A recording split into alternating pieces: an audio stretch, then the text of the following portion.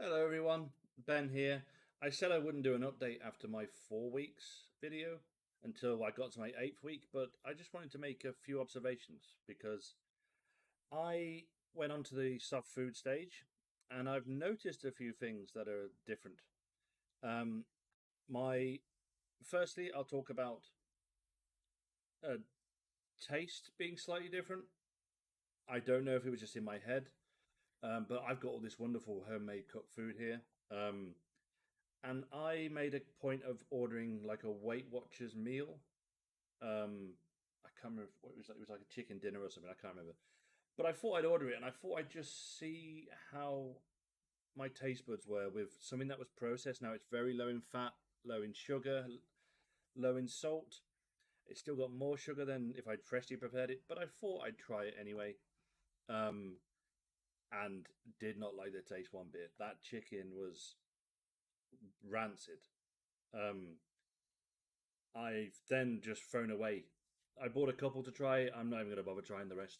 Um, Homemade is infinitely better in every way. Not only is it more healthy for you, but it actually tastes good.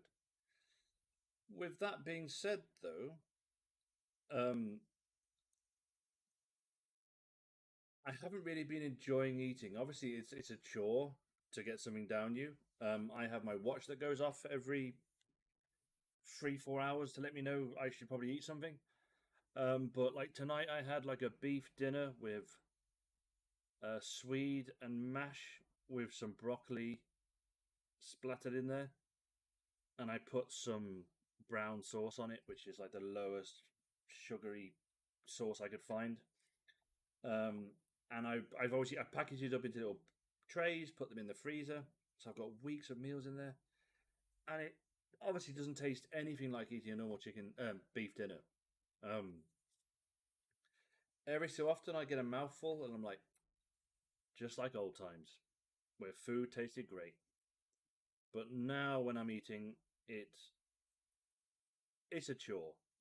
It's a chore to chew for 20 seconds and then swallow, and then you can feel it going down. You can feel it then end up in your stomach, and you're like, have I timed it? Should I start eating the next one, the next mouthful now or not? I don't know. Um, I'm sure when I mix things up a bit, because I'm a big fan of beef. I'm a big fan of, like, I love minced beef. I love little beef pieces, and even though I'm on soft food right now, I've been trying stuff that's a bit more rugged. It goes in fine. But I've already been looking at all the restaurants in my area as to what I can have on a kids menu. And there's a few local bars and restaurants that I tend to go to with friends and family. And for like £4, I can get a little mini meal, which is basically for like a 5 year old. But it's a lovely few pieces of chicken with some mash. Um, and I think there's baked beans in there as well. So yeah, at least I know now I can definitely eat out at some point. Um, so what have I noticed since going on the soft food stage? Um, I've only realized this tonight, which has kind of prompted me to make this video. I've been on the soft food stage now for weeks, and I was wondering, like, why does it feel like there's something stuck in my throat? Like, I'll take a mouthful, and I think I'll time it perfectly, and I'll go for the next one. No, chew it for 20 seconds, then swallow, and it's like you can feel it right. It feels like bile. Is the feeling? It feels like bile, but you can burp ever so slightly, like a little burp, and then you can just taste it. It's as if it's just sat here. And I've only just realised what that is. That's me eating too quickly. So um, I'm just gonna have to take even longer between chews. At the moment, it's like 20 seconds in the mouth, swallow. I wait like 10 seconds or so, and then I'll start chewing again. So I guess it should be one mouthful every 30 seconds, not two and a half mouthfuls a minute. I'll perfect that eventually. I'm watching the NFL over here. Don't mind me. Um, so that's a weird one. The other thing that I've noticed, and this works for me.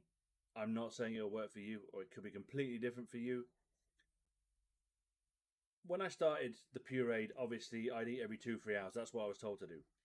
When I started the soft, we had just started the new year and I went straight back into work mode. I was work, regularly missing the alarms telling me to go eat.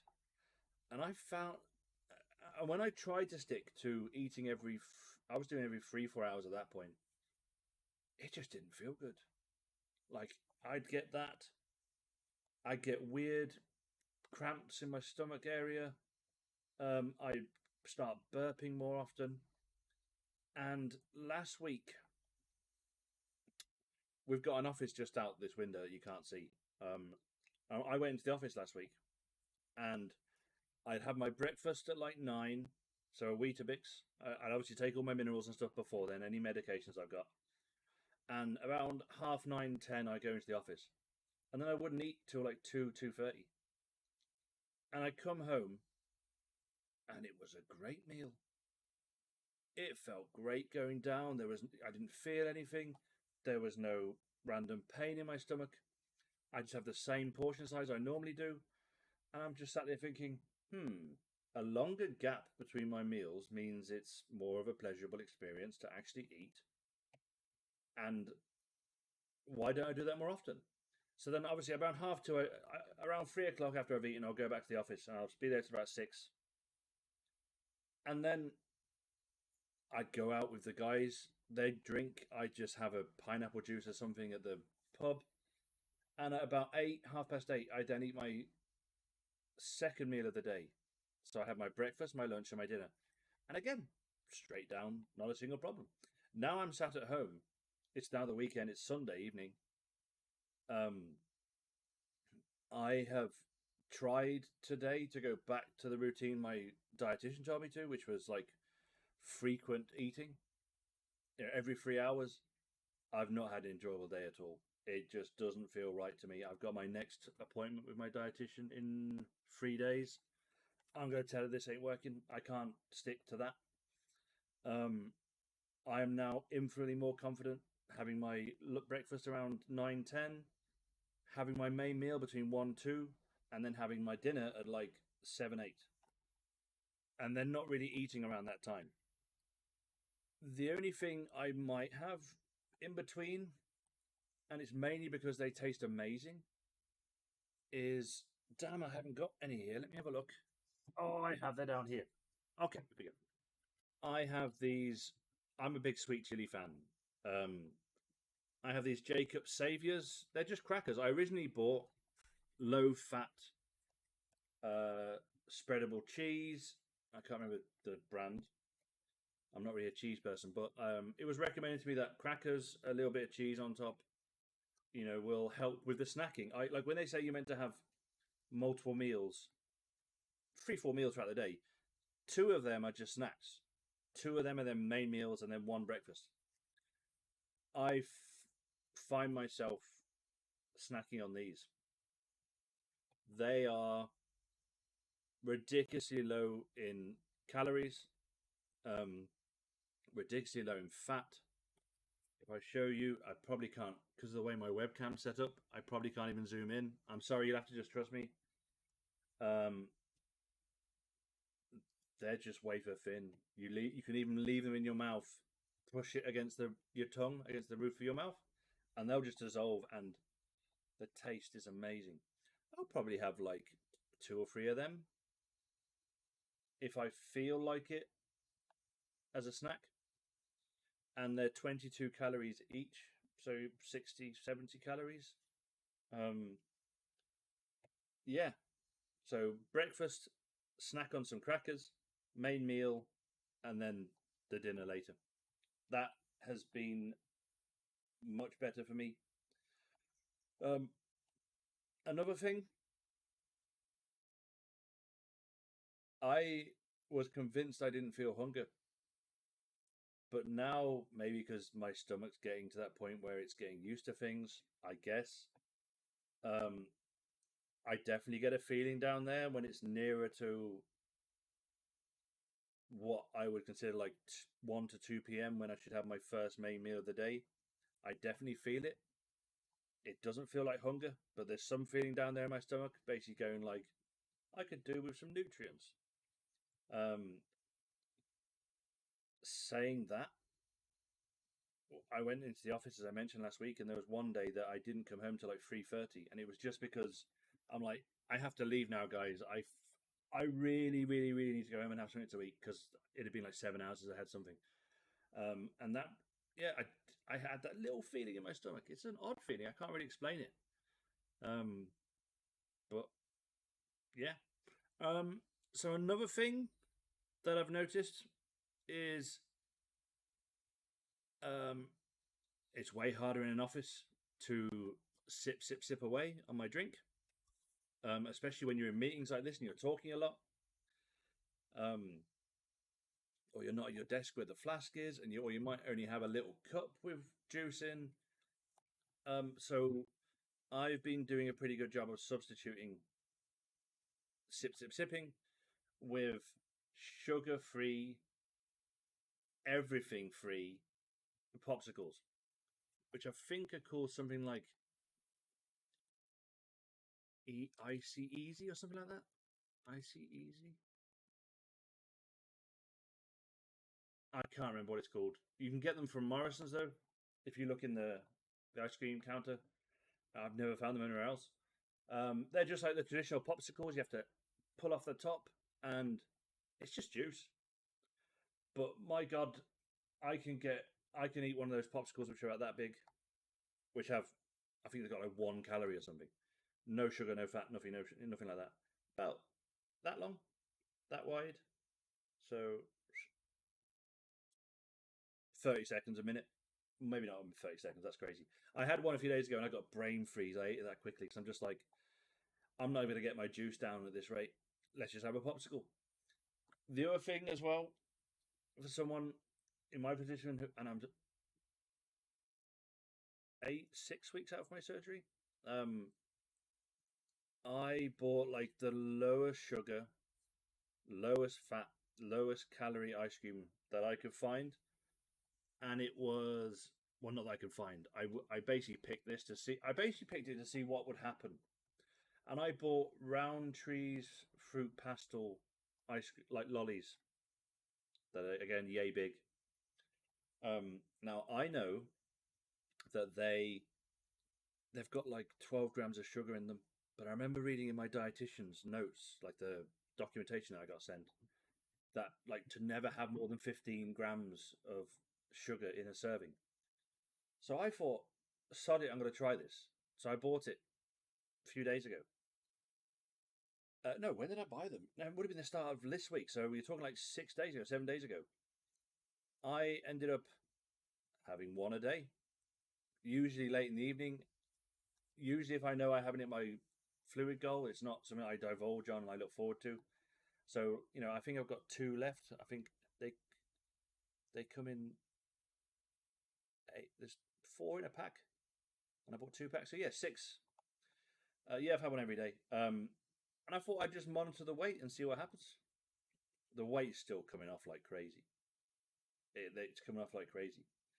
Um, not a stall yet. I guess if I ate a whole box, I ate four of them in one day, and I did that every single day, that would be really bad.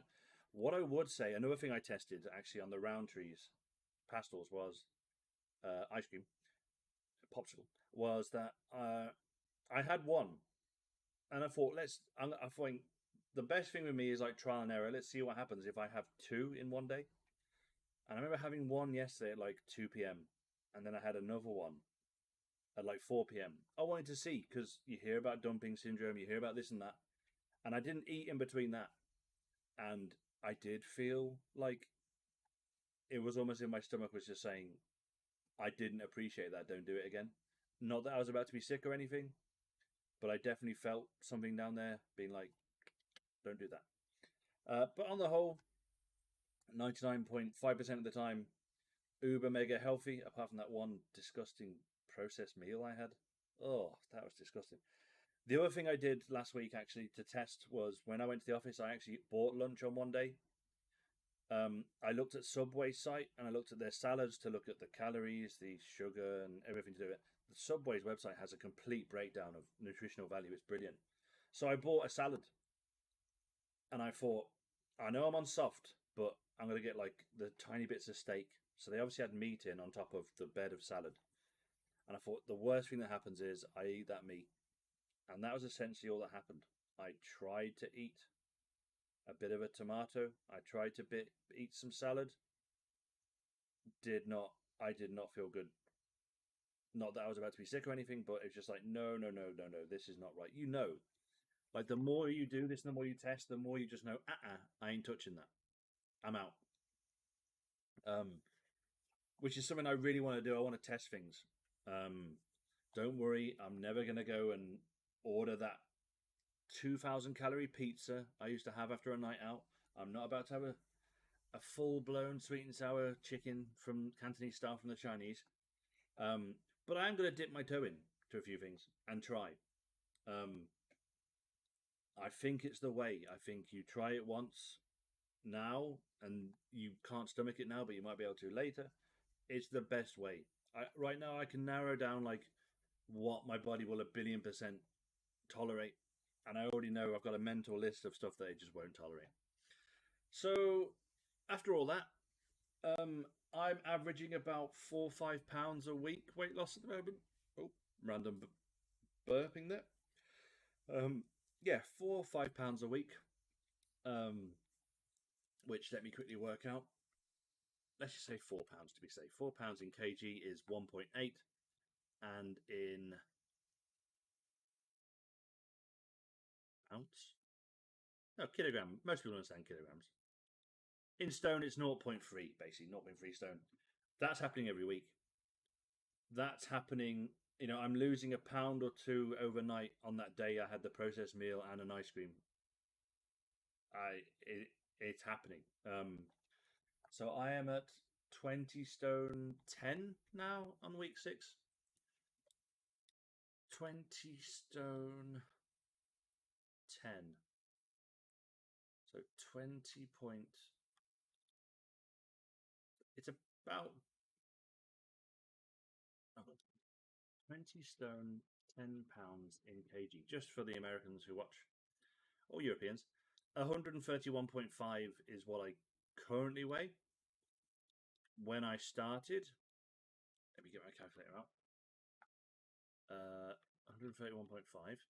And when I started this journey pre-op, I was 159.6.